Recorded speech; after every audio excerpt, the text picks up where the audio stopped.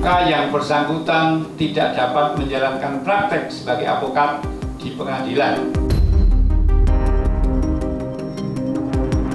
Saya selama sidang hanya narsis doang. Kalau sidang beneran mana ada? Mana mau saya sidang beneran, orang saya pimpinannya.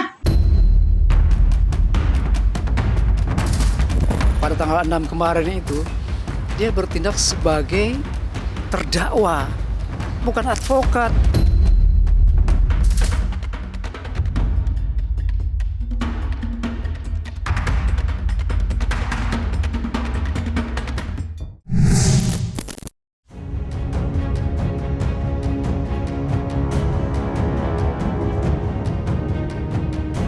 Dibekukannya berita acara sumpah advokat milik Rasman Arif Nasution dan Firdaus Oiwobo tidak hanya menuai sorotan, tetapi juga memancing perdebatan sengit dan silang pendapat.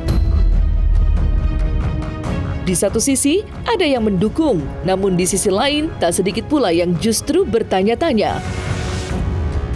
Dan di tengah maraknya perdebatan, pihak Peradi Bersatu selaku organisasi advokat yang menaungi Rasman Arif Nasution buka suara. Menurut Boy Kanu selaku ketua, keputusan pembekuan itu terkesan terburu-buru. Mengingat status Rasman Arif Nasution dalam persidangan di Jakarta Utara pada 6 Februari 2025 kemarin adalah seorang terdakwa, bukan advokat yang sedang bertugas.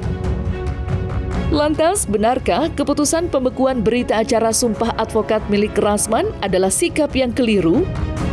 Serta sampai kapankah pula masa pembekuan tersebut?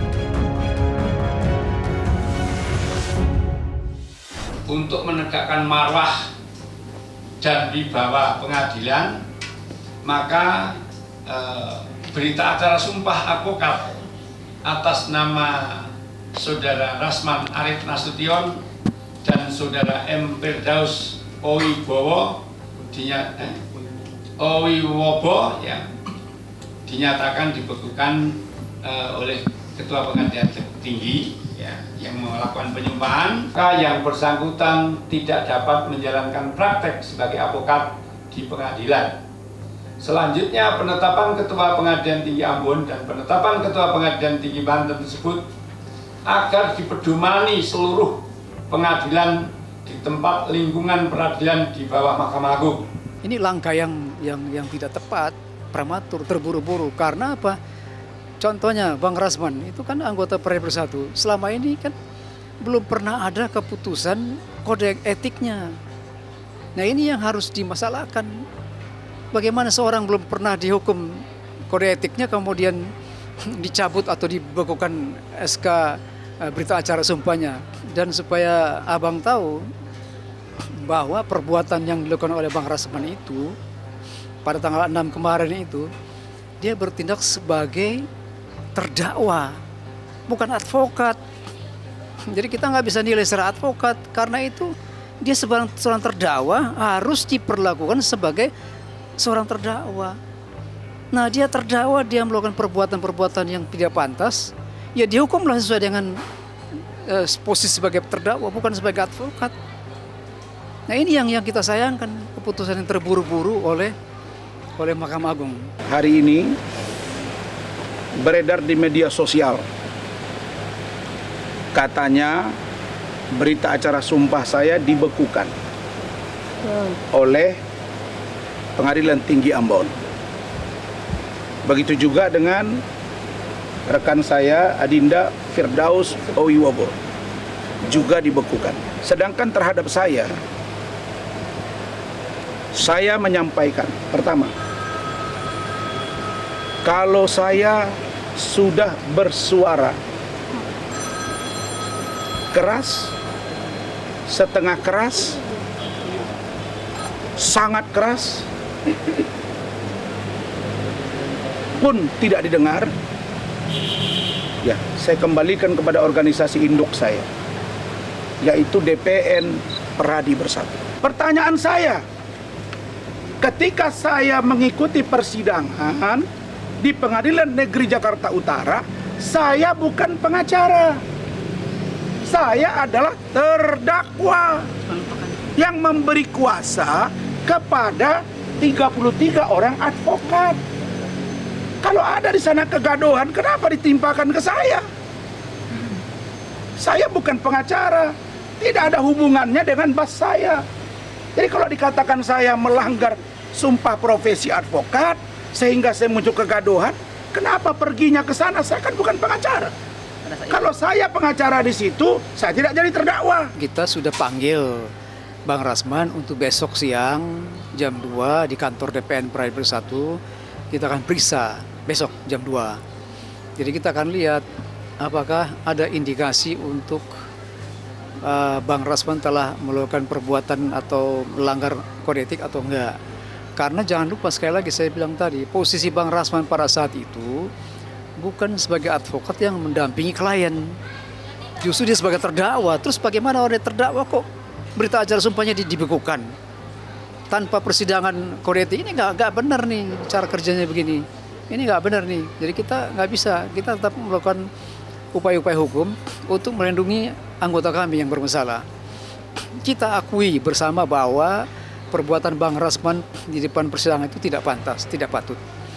Tetapi itu kan perbuatan dilakukan sebagai seorang terdakwa.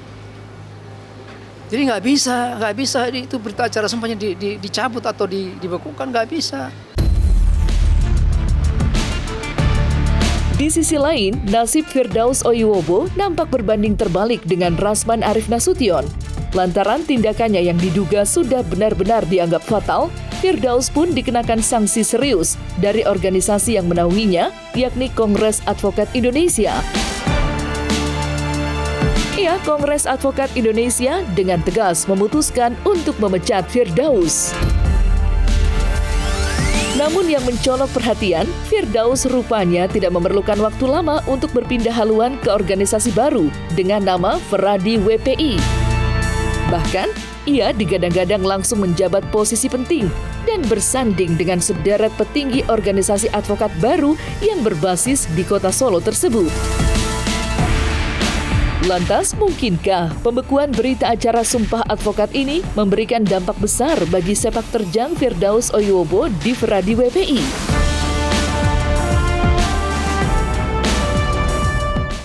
Nah, untuk adik saya, Firdaus Oyuwobo, itu biar organisasinya yang menilai. Di mana dia sekarang berada di organisasi Feradi WPI. Dan saya sudah mendapat kiriman video dari ketua umumnya Pak Doni, dan biarkan itu menjadi ranah organisasi dari saudara Firdaus Oyuwobo. Saya jujur ngomong, diberhentikan dari advokat nggak ada masalah. Saya masih punya firma hukum kok. Saya masih bisa kok mendelegasikan rekan-rekan saya untuk beracara. Ada 16 pengacara di kantor hukum saya. Yang penting firma hukum saya nggak pernah kalah, kan gitu. Saya bisa, walaupun saya dicabut atau dibekukan surat berita acara sumpahnya, kan itu sanksinya hanya tidak bisa bersidang di pengadilan. So memang saya jarang sidang kok. Saya sidang kalau tempo-tempo mau aja, kalau lagi mau narsis. Ke sidang tuh saya selama sidang hanya narsis doang. Kalau sidang beneran mana ada? Mana mau saya sidang beneran, orang saya pimpinannya, gitu loh. Mana ada ketua umum organisasi advokat mau sidang? Nggak ada di sidang. Saya nggak pernah sidang. Lagian berita acara sumpah mau dibekukan mau enggak juga, saya nggak ngaruh bagi hidup saya, gitu loh. Toh kantor hukum saya sudah besar, banyak klien saya yang datang gitu. Jadi artinya nggak pengaruh juga bagi saya. Seorang pengacara hanya bisa praktek sebagai pengacara kalau memiliki 2 surat. 1 kartu advokat, 1 lagi surat BAS, berita acara sumpah. Oke. Surat BAS-nya dibekukan berarti dianggap tidak bisa lagi dipakai sampai selama dibekukan. Artinya syarat surat BAS yang masih berlaku tidak ada. Oleh karenanya, Rasman dan Firdaus mulai tanggal diterbitkannya surat pembekuan BAS sudah tidak bisa lagi, sudah tidak berhak lagi mengaku sebagai pengacara di seluruh instansi manapun, di kepolisian, di kejaksaan, di pengadilan, dimanapun. Apabila Firdaus atau Rasman misalnya menandatangani surat kuasa atas nama klien untuk membela dimanapun termasuk di pengadilan, maka surat kuasa tersebut batal demi hukum. Dan kalau surat kuasanya batal demi hukum, maka seluruh pembelaan yang dibuat oleh Rasman atau Firdaus berdasarkan surat kuasa tersebut juga batal. Selama surat bas belum dicabut, maka harus berhenti kegiatan dia mengaku-ngaku sebagai pengacara. Begini, ini kan sudah meresahkan. Perbuatan dia ini kan sudah meresahkan, ya. Pertama, meresahkan masyarakat. Masyarakat akan menilai negatif bahwa itulah profesi advokat, apakah seperti itu. Kedua, semua DPD di Kongres Advokat Indonesia merasa terganggu bahwa dengan satu orang ini sudah sangat merugikan. Jadi maka ketika acara kongres di Bandung sebenarnya tidak diagendakan, tapi karena keresahan itu cukup terasa, maka diadakan rapat khusus untuk membahas mengenai perbuatan saudara Firdaus ini, sehingga diputuskan bahwa dia melanggar anggaran dasar dan harus diberhentikan. Sementara itu, kontroversi pembekuan berita acara Sumpah Advokat tersebut kian menjadi-jadi usai Rasman Arif Nasution dan Firdaus Oiwobo serentak menyuarakan kekecewaan mereka akan keputusan itu. Ketika ditemui awak media, Firdaus pun menduga bahwa keputusan itu terbilang masih janggal, mengingat banyaknya pengacara yang kini mendekam di balik jeruji besi, namun berita acara sumpahnya belum dibekukan. Tak tanggung-tanggung, dalam kesempatan yang sama, Firdaus bahkan tidak segan untuk menyinggung rekam jejak Hotman Paris Hutapea yang diduga sempat dikenakan sanksi etik. Lantas, seperti apa luapan kekecewaan Firdaus Oiwobo? Yang justru melanggar etik itu dia, yang nggak pantas gitu loh. Jadi artinya di sini udahlah, jangan dibolak-balik gitu kan.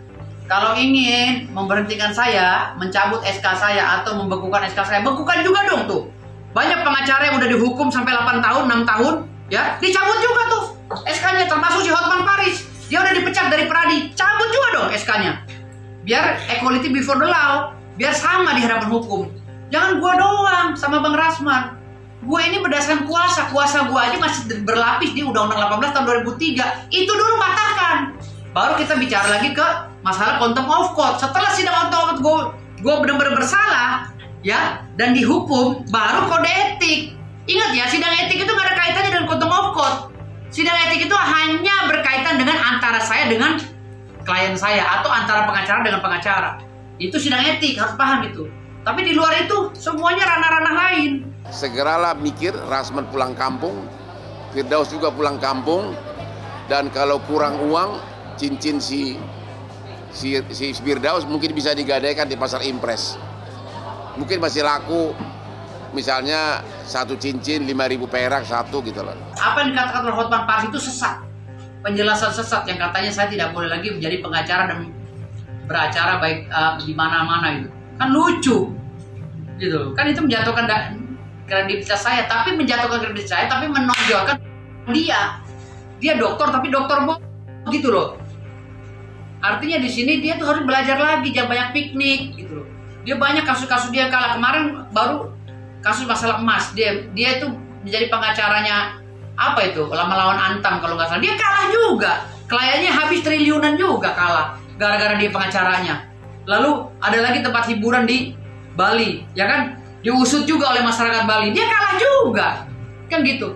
Mana pengacara internasional? Kalau lu banyak piknik, lu nggak bakalan bisa, ini lu ngerugin klien. Hotman, ya, klien lu tuh pasti rugi triliunan, walaupun lu banyak promosi tentang diri lu. Gua tahu lu tuh lagi pusing. Lu aja di acara dari Corbuzier nenteng-nenteng berkas sebanyak itu, curhat kok, minta perlindungan sama pemerintah, dikit-dikit minta perlindungan. Orang caranya kayak gua dong, Hotman tuh, ya, gua ajukan surat keberatan kepada pengadilan karena bas gua dibekukan. Ini cara profesional, bukan bikin video, halo Pak Menteri, tolong saya, halo Pak MA, tolong saya. Kasihan amat sekelas kamu itu, dokter apa kamu? Saya ngomong begitu di medsos, maksudnya apa? Agar Mahkamah Agung dengar ide itu masukan dari saya. Smart kan gitu loh. Saya di pengadilan negeri tanggal 6. Saya tahu suasana sudah begitu, dikira orang gua takut. Enggak, gua malah tenang. Seperti anak baik. Ya Bu. Ya, mereka berkoar-koar, makin gua gini. Itu yang bikin dia panas. Strategi ya Bang? Iya loh, gua apa? Sambil kaki gua gini-gini dengan sepatu mahal gua kan. Semua pengacaranya lihat, oh itu sepatu 60 juta. Ya, sambil gini. Benar gua bikin gitu. Wah, apa enggak? Sudah terdakwa, digituin lagi, apa nggak panas coba? Tapi itu taktik gua agar mereka makin emosi dan kepancing. Dan akhirnya berakhir sudah semua. Brain, intelligent.